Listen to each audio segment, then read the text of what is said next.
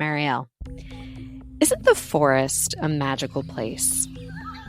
Like when you really venture into the woods and you see these century-old trees towering over you, sunlight twinkling through them, and spiders weaving their elaborate webs, there is a moment of awe that happens when you step into a forest.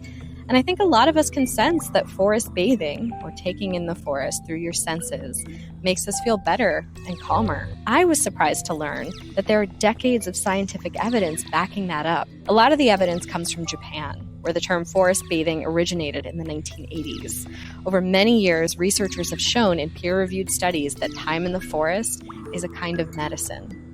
Forest bathing helps your immune system by increasing your levels of anti-cancer proteins and immune cells that kill tumors.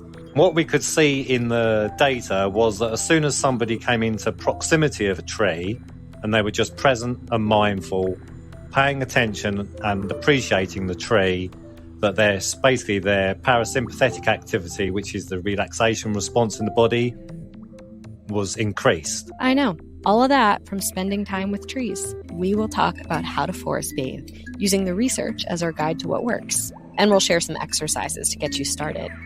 Lucretia lives in the Treme district of New Orleans, known for being among the oldest African-American neighborhoods in the country. And it has been, cut in half by a highway.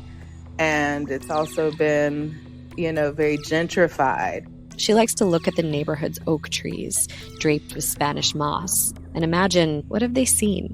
I try to imagine, the old Creole neighborhoods and how, people of color came together and watched each other's children and built what is now revered today as the birthplace of jazz.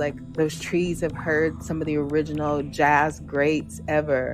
She thinks of generations of kids playing and families sprawled out under the trees.